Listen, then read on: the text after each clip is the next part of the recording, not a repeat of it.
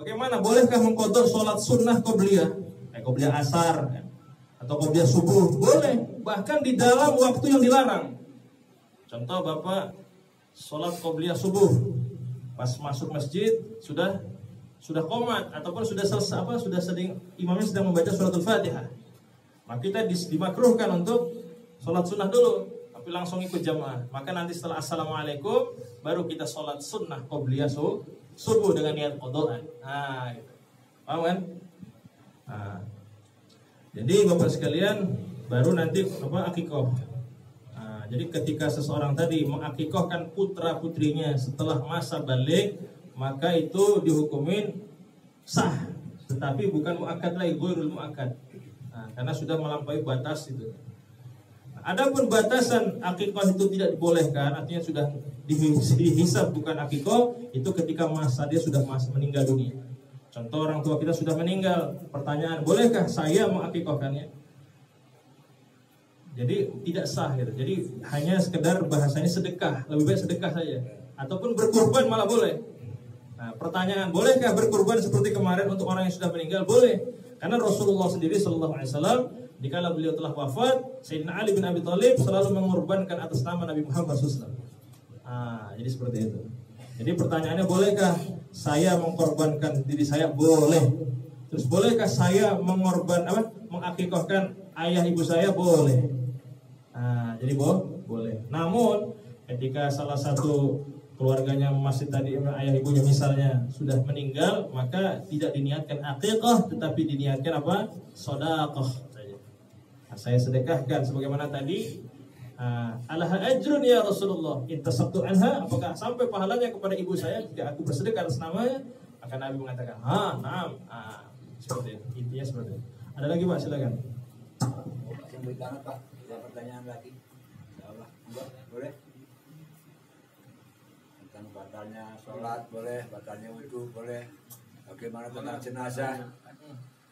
Pertanyaannya, doa ketika sujud dalam sholat fardu, kalau pembahasan bisa batal nggak sholatnya, ataupun dengan lafaz Arab gitu dalam keadaan sujud berdoa?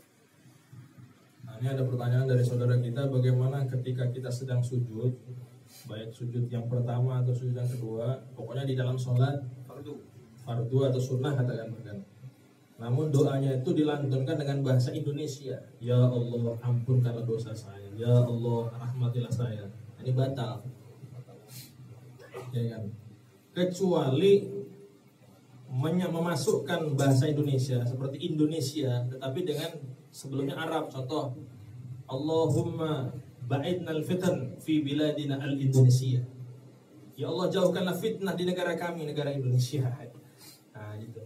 Ada hubungan seperti itu. Tetapi kalau seluruh, maka hukumnya adalah batal. Tetapi bagaimana kalau di dalam hati? Boleh, Pak. Di hati. Bisa kan doa di hati, bahasa Indonesia, bahasa Jawa, bahasa apa aja boleh. Boleh, Pak. Bahkan saya punya ijazah dari guru, kalau habis sholat sunnah itu Pak, sujud Pak. Sujud, baca la ilaha illa anta subhanaka inni kuntu minadh dhalimin. Dibaca berapa kali terserah. 7 kali, lepas itu doa, maka insya Allah doanya makbul. La ilaha illa anta subhanaka inni kuntu minadh dhalimin. Itu istighfarnya Nabi Yunus. Setelah itu baru Bapak minta hajat itu. Nah, tapi setelah dalam keadaan sujud Pak ya. Nah, jadi sudah selesai, Bapak mau pulang kan, mau pulang ke masjid, sujud dulu. Nah, itu. Jadi sujud itu juga Pak, bukan hanya sujud dalam sholat. Banyak sekali bermacam-macam. Ada istilah namanya sujud tilawah. Sujud karena bacaan Al-Quran. Ada namanya sujud sahwi, sujud karena lupa. Ada namanya sujud syukur. Namun salah satu syarat sebelum seseorang sujud harus sama seperti dia sebelum sholat. Harus punya air wudhu. Nah, ya. Kan ada nih, misalnya seseorang ini, dia nih dikatakan dapat nikmat. Kalau kita sering lihat tuh pemain bola Pak ya, Masya Allah, menang kan, langsung dia dalam keadaan gak ada wudhu, celananya pun pendek kan, sujud, maka hukum sujudnya itu tidak sah, haram bahkan. Jadi semua di dalam sujud itu sama Pak, di dalam sujud syukur harus ngadap kiblat, kemudian pakaiannya suci, tempatnya juga suci, kemudian punya wudhu, apa ya? Jadi kalau bapak-bapak misalkan dapat kenikmatan dari Allah, misalkan bayinya lahir, sujud syukur kan, dilihat dulu dirinya, ada wudu enggak, ya kan? Pakainya najis enggak? Nah, jadi seperti itu. Jadi jangan ujuk-ujuk langsung merobohkan badan kemudian syukur. Nah, jadi seperti itu. Jadi kembali kepada pertanyaan tadi, hukumnya batal jika dibahasakan. Kalau mau dibahasakan Indonesia, maka jangan dilafadzkan tetapi di dalam hati saja. Nah, itu enggak apa-apa, walaupun lama. Ada lagi Pak, silakan. Monggo.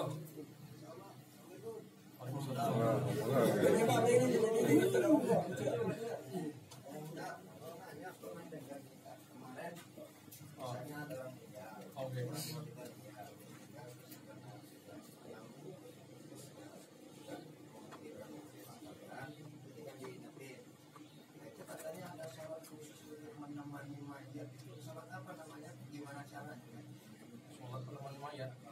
Kurang jelas Mas Wid, masih aja. Maju lagi Mas Wid.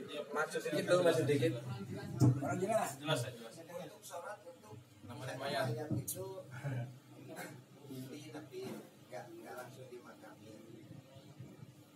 Jadi katanya ada sholat yang untuk hanya khusus untuk Nama mayat itu. menemani si mayat itu dalam keadaan apa yang sebelum kubur itu. Ada nggak itu sholatnya? Kalau ada gimana caranya? Saya kemarin pun dengar kayak gitu. Jadi pertanyaan Bapak kita ini, ketika seseorang jenazah ditangguhkan untuk disegerakan dikuburkan, mungkin karena orang tuanya mau ditunggu kan, ataupun anaknya yang dicintai nunggu dan rumah di Aceh lagi, masya Allah. Nah, ini kata beliau ada, saya dengar ada satu sholat untuk menemani sebelum dikubur. Nah ini saya pun baru dengar nih Pak Catur. Jadi nggak tahu. Nah seandainya, jadi itu jadi termasuk sesuatu yang tidak disyariatkan itu. Nah ketika sesuatu itu tidak disyariatkan, namun memasukkan itu bagian daripada syariat, inilah namanya al-muhdatsatul umur, perkara yang diada-adakan, dan ini termasuk bid'ah. Apa ya? Nah ini. Nah, tetapi kalau kita mau sholat, sekedar sholat, misalkan contoh saya katakan, saya sebagai tetangga sholat, dinawaituin sholat sunnah saya pahalanya untuk almarhum yang sudah mati, yang belum dikuburkan, itu nggak apa-apa. Apa ya? Artinya dinawaitu kan, tadi kan sudah kan sholat. Nah, bahkan semua amalan mau sholat, sedekah semuanya boleh. Tetapi kalau mengkhususkan ada istilah sholat nemenin mayat, ya kan?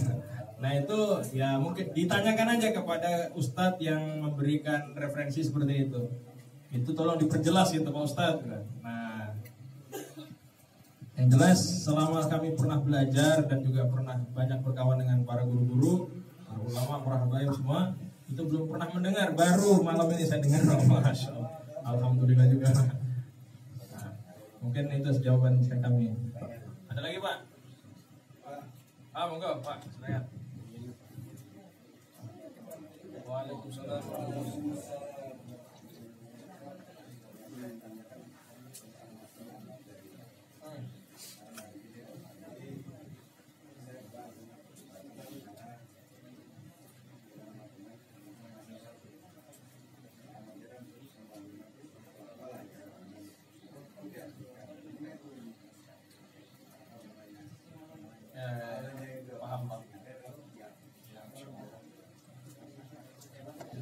Jadi sekarang ada pertanyaan Pak dari saudara kita, bagaimana seandainya seseorang menitipkan material atau apa ke masjid atau musola, namun karena perkembangan masa kan, yang tadinya itu mungkin tiang akhirnya hancur, ya kan, kemudian diganti dengan tiang yang baru.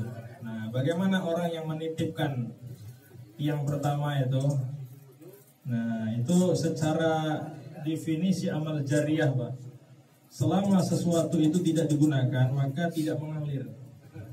Bahkan jangankan itu, seorang anak yang soleh itu pun dijelaskan di dalam Sahih Muslim, ia ta'ulah, yang mana ia senantiasa selalu mendoakan. Maka penting anak itu jangan sampai lupa mendoakan gitu.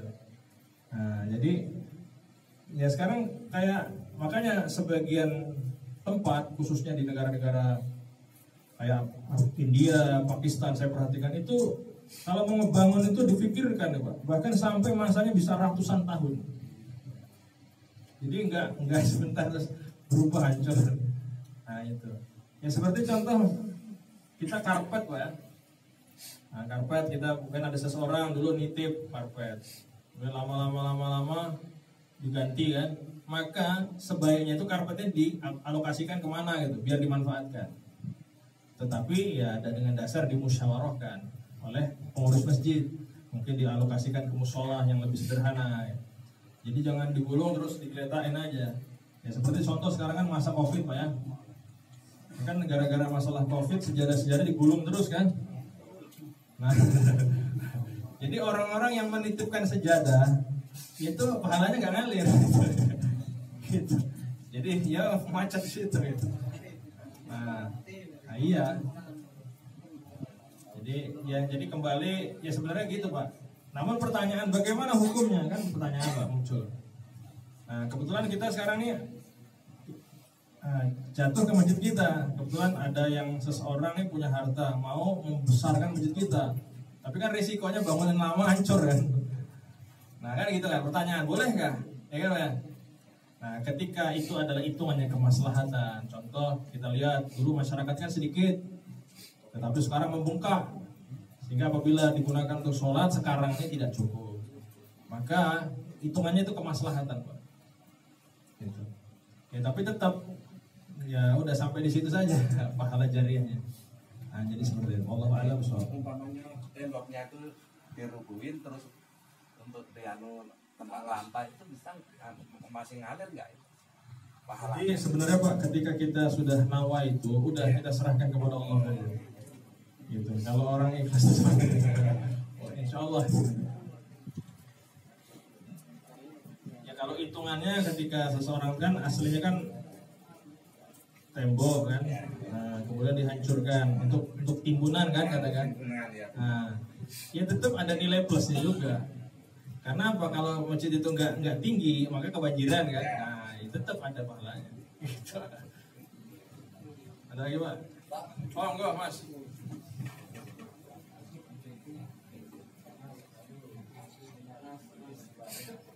Assalamualaikum warahmatullahi wabarakatuh. Waalaikumsalam. Ini saya mau menanyakan karena ada yang menanyakan kepada saya, baik rekan-rekan saya satu kantor ataupun kawan-kawan kerabat yang lain tentang masalah mengkodo sholat. Manabila si fulan ini tadi dulunya ahli maksiat, kemudian hijrah dan akan mengkodo sholat-sholat yang sebelum-sebelumnya lalai, itu gimana? Terus sama perkara penggadaian ini karena saya pernah dapat dari UAS ya, dari UAS itu apabila penggadaian itu hanya sebatas ini saya jaminkan saya dapat uangnya dan saya kembalikan, tapi perkara banyak rekan-rekan kita yang tidak tahu bahwasanya ada riba di situ apabila barang yang dijaminkan tadi dipakai, contohnya motor dibuat ngojek, berarti kan ada lebihnya Tat. Tolong diluruskan Tat biar paham semua Tat. Insyaallah Tat. Terima kasih. Nah, jadi ada pertanyaan dari saudara kita tentang masalah qadha. Jadi ada seseorang dulu pernah meninggalkan sholat dan alhamdulillah sekarang sudah hijrah. Nah, bagaimana? Apakah harus tetap mengqadha ataupun ada pendapat yang lain ya kan? Kemudian kalau mengqadha caranya bagaimana? Dan yang kedua mengenai masalah penggadaian. Yang pertama Bapak sekalian, masalah qadha sepakat seluruh mazhab 4, baik Imam Abu Hanifah, Imam Maliki, Imam Syafi'i dan Imam Hambali radhiyallahu anhum, mereka menyepakati bahwasannya tetapnya qadha adalah wajib.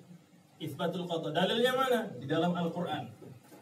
Allah Ta'ala mengatakan as-salatu lidzikri. As-salatu lidzikri. Jadi salat itu untuk ingat aku. Jadi artinya dijelaskan di dalam kitab syarah daripada Bukhari Muslim, bukan, syarah daripada Bukhari yaitu Umdatul Qari, saya pernah baca bahwasannya ayat itu ada kaitannya dengan ayat yang lain. Nasullah fa nasiyahum. Orang-orang yang melupakan Allah maka nanti di akhirat akan dilupakan oleh Allah. Maka termasuk di situ adalah melupakan sholat.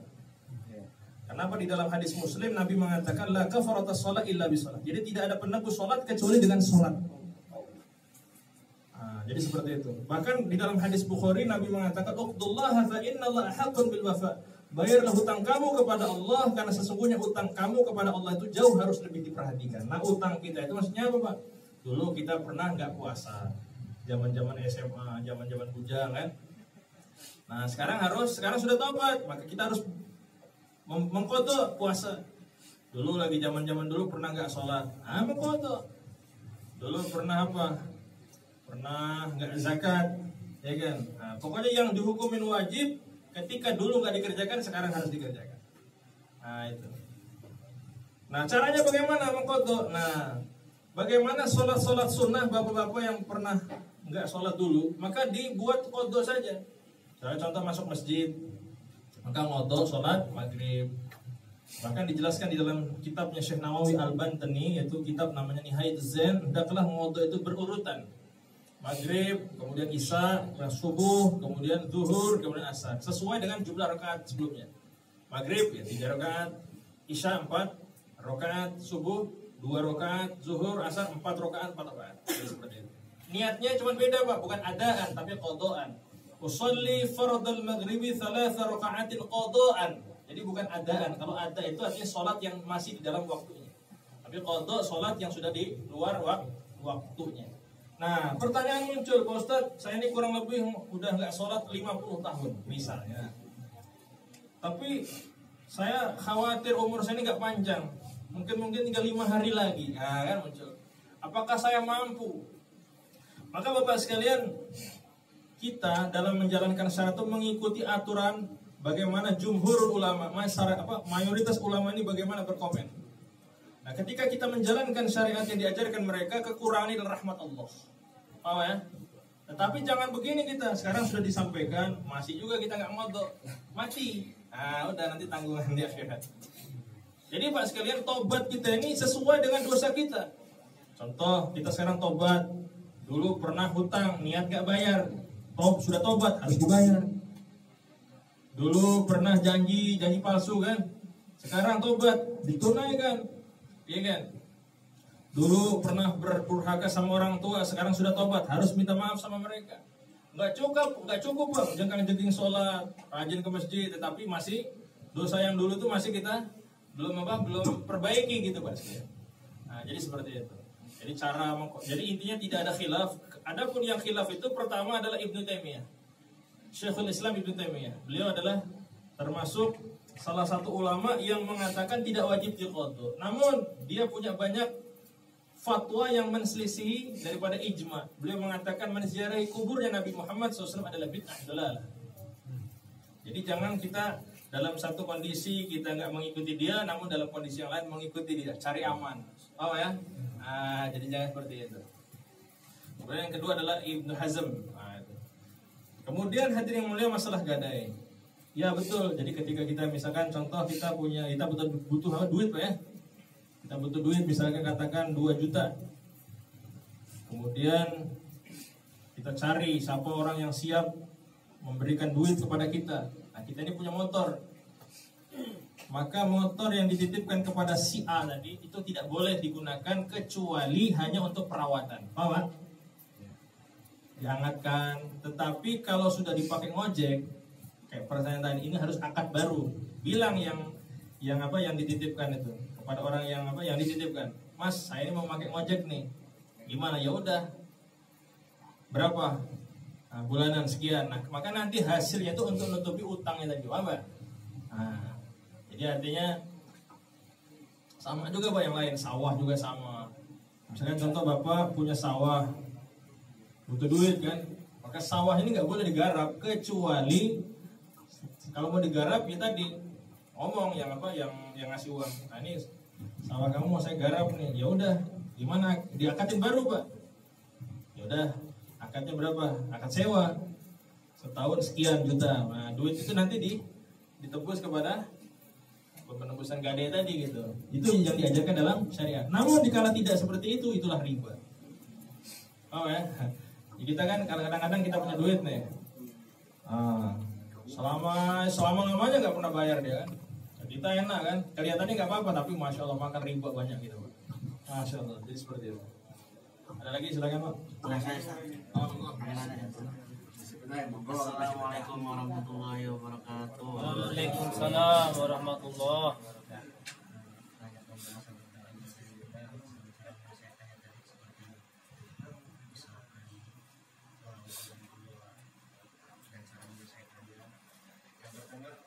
Amal jahiliyah yang tadi yang dibahas tentang amal jahiliyah tentang kebaikan. Nah, yang saya tanya-tanya Ustaz, bagaimana kalau kita ini pernah melakukan, karena kita ini mungkin banyak orang-orang dahulunya banyak jahiliyahnya kita kan, sehingga kita ini membuat suatu perkara yang membuat orang itu jadi ikut-ikutan tentang perkara-perkara zalim kita. Misalkan kita merokok yuk, nah, dari awal merokok terus mabuk-mabukan segala macam, akhirnya dia ini terus-terusan yang kita ini alhamdulillah dikasih taubat sama Allah. Nah, jadi pertanyaan itu bagaimana Ustaz menghentikannya? Apakah dosa jahiliyah ini sampai dia mati baru selesai? Apa kita cukup hanya menyampaikan dulu, kamu pernah saya ajak untuk tentang keburukan, sekarang saya ajak tentang kebaikan, untuk memutuskan daripada amal jahiliyah yang buruk tadi Ustaz. Ada sebagian dosa, Pak, itu pun ngalir, Pak. Ketika dosa tersebut dipamerkan, kayak orang buat video maksiat kan, maka selama dia, ya pokoknya selama walaupun dia sudah mati, itu ditonton orang, maka dosanya ngalir. Di samping orang yang nonton itu dapat dosa, ngalir. Sama juga ketika kita buat video baik, ya kan, maka kita sudah mati, ya kan, maka ngalir juga kebaikannya. Nah sekarang pertanyaannya, ketika kita pernah memberikan pelajaran keburukan kepada seseorang, ya kan, nah sekarang kita sudah tobat, nah apakah cukup kita tobat itu kemudian tertutup? Tidak cukup, Pak. Misalkan contoh apa yang katakan, ya seperti kita pernah mengadu domba, ya Pak ya, mengadu domba antara satu kelompok dengan kelompok yang lain. Kita dalam satu sisi kita tobat, alhamdulillah sering dengar pengajian kan, rajin akhirnya sholat. Tetapi disebabkan mengadu dombanya tadi, satu kelompok dengan kelompok yang lain ini belum damai, maka selama bahkan kita sudah mati itu mereka dosa nih Pak, bermusuhan. Ngalir terus kepada si yang menyebabkan perpecahan tadi. Nah itu, maka salah satu untuk menyuluhkan mengembalikan itu harus mendamaikan dulu, walaupun ya enggak damai-damai. Ya artinya kita bilang, Bapak, kelompok A, kelompok B, sebenarnya dulu tuh kalian tuh saya tipu semua, maaf gitu. Ya sekarang udah damai, salah paham, jujur aja gini. Nah ternyata udah dijelasin juga, masih juga itu urusan mereka dengan Allah. Tetapi kita harus tetap menjelaskan. Sama juga Pak, orang yang dia telah pokoknya katakan ya bermaksiat lah, menontonkan salah satu apa ya, maka dia harus bilang tolong seluruh akun yang ini ditutup semua, saya bertobat kepada Allah SWT. Ternyata nggak ada tutup, itu urusan dia dengan Allah, urusan kita selesai. Paham ya? Jadi seperti itu. Memang yang repot itu seperti itu. Jadi jangan kira amal jariah aja Pak, dosa jariah juga ada. Enggak Pak.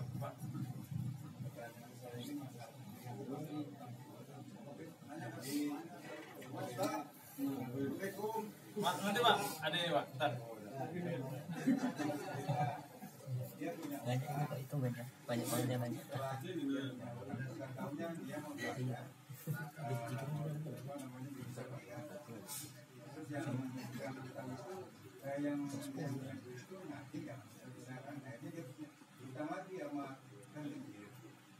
Tahu-tahu yang punya hutang itu disuruh bayar itu sebenarnya di mana? Sedangkan akarnya namanya dari tadi kita tadi hutangnya nggak ada. Iya. Ada masalah itu. Teman yang ini jadi ancaman berikutnya untuk nutupin utang kepada hutang dia. Karena yang hutang tadi nggak bisa bayar. Dia juga sama.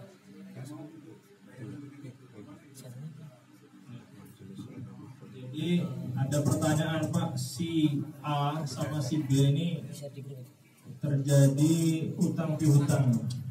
Si B ini nggak bisa membayar, namun untuk membayarnya dia cari orang yang bisa menghutangi, yaitu rentenir.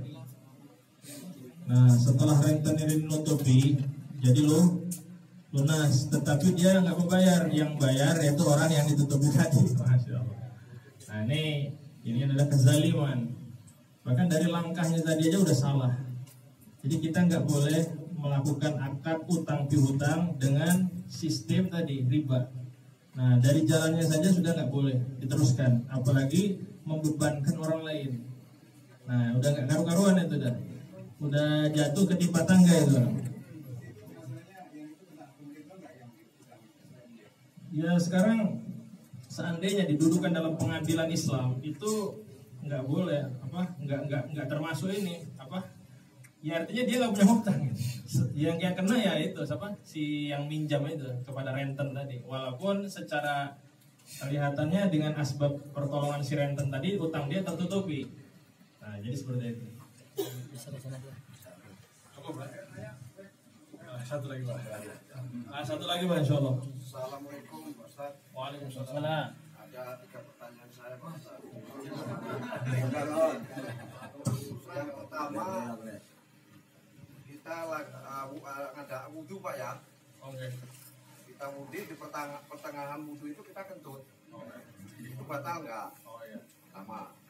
Terus yang kedua, pas kita lagi mandi junub, sambil kentut apa sambil kencing itu batal nggak? Nah, terus kayak sholat yang ketiga nahan kentut. Siapa? Dorong. Bab kentut. Jadi pertanyaannya Pak, mungkin semuanya sudah sedikit jelas. Ketika seseorang yang sedang wudhu ya, di tengah-tengah gerakan wudhu, misalnya dia sedang membasuh muka. Jadi hitungan wudhu yang pertama itu adalah dari muka Pak. Jadi ketika seseorang tadi masih cuci tangan itu kan, kemudian walaupun lafadznya nawaitu wudhu itu belum dikatakan sudah niat. Nah, jadi sampainya niat itu ketika sedang membasuh muka. Nah, ketika sudah membasuh muka, ketika masuk tangan, ngentut, ya kan? Pertanyaan itu kurang lebih. Nah, maka harus diulangi dari awal lagi. Tahu ya? Jadi harus diulangi dengan awal lagi. Kemudian yang kedua, mandi junub. Jadi mandi junub itu, maka ada istilah kalau sudah mandi junub nggak payah wudhu, kan? Nah, kenapa? Karena mandi junub itu adalah mandi besar, menghilangkan hadas besar. Jadi menghilangkan hadas besar ini mengalahkan hadas kecil. Dengan sendirinya, dengan ketika seseorang nawa itu mandi besar, maka hadas kecil pun ya nggak perlu nanti disempurnakan dengan wudhu. Kecuali, ketika seseorang ini sedang mandi, jadi kan pertama kan niatnya bersamaan dengan air dijatuhkan ke salah satu anggota. Nah, di tengah-tengah itu gosok perkara yang membatalkan, yaitu kemaluannya digosok misalnya, kesabunan. Nah, ini kan membatalkan. Jadi tadinya itu kan nggak pakai wudhu, gara-gara itu maka nanti lepas dia handukan wudhu lagi gitu. Tetapi seandainya di tengah-tengah dia mandi mulai dari niat sampai selesai, itu perkara yang membatalkan itu tidak dibuat, maka nggak perlu wudhu lagi. Paham kan? Cuman kan jarang, kadang-kadang di tengah-tengah mandi junub masih buang air kecil ya, netes lah katakan, ataupun masih kosok-kosokan gitu kan, pegang sana pegang sini, dan yang dipegang itu yang membatalkan wudhu, maka nanti harus wudhu lagi. Jadi intinya itu, tapi nggak perlu mandinya diulang lagi, niat lagi. Misalnya contoh sudah hampir selesai nih, udah hampir handukan, ini ngentut misalnya. Terus apakah harus diulang lagi? Nggak usah. Mandi besarnya niatnya nggak perlu diulang. Nah, jadi niat mandi besar itu tidak menjadi batal apabila perkara-perkara yang membatalkan wudhu itu sampai kepada mandi besar.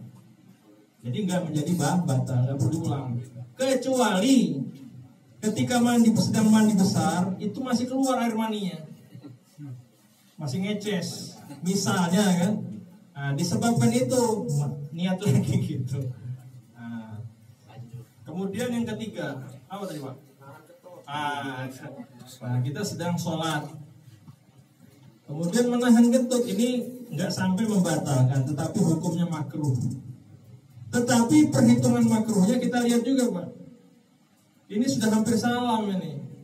Kalau saya kentut, selip-selip, saya nggak dapat sholat jamaah lagi.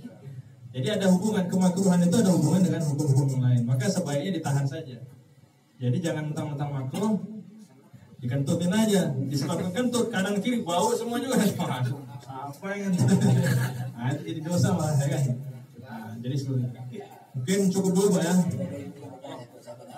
Oh ada pertanyaan dari minta jelaskan batas waktu yang haram buat sholat. Oh. Nah kembali kepada pertanyaan ini, batasan-batasan waktu yang tidak boleh digunakan untuk sholat sunnah. Sholat sunnah yang mana sebelumnya itu apa bahasanya? Jadi sholat bukan berarti semua sholat sunnah dilarang di waktu-waktu itu. Nah jadi waktunya itu ada 5 Pak. Yang pertama lepas sholat subuh itu tidak boleh sholat sunnah, tidak boleh sholat hajat, tidak boleh sholat istikharah. Tetapi kalau bapak mau sholat sunnah tahiyatul masjid, ya, itu boleh. Atau tahiyatul wudu, misalnya bapak habis wudu nih, di rumah langsung sunnah sholat, usolli sunnah dan tahiyatul wudu, walaupun lepas subuh itu boleh. Tetapi kalau sholat apa? Sholat hajat tidak dibolehkan. Jadi sholat yang sebelumnya itu ada perintah itu dibolehkan. Kalau seperti sholat hajat kan tunggu satu hajat baru sholat ya. Jadi seperti itu enggak boleh. Yang pertama lepas sholat subuh.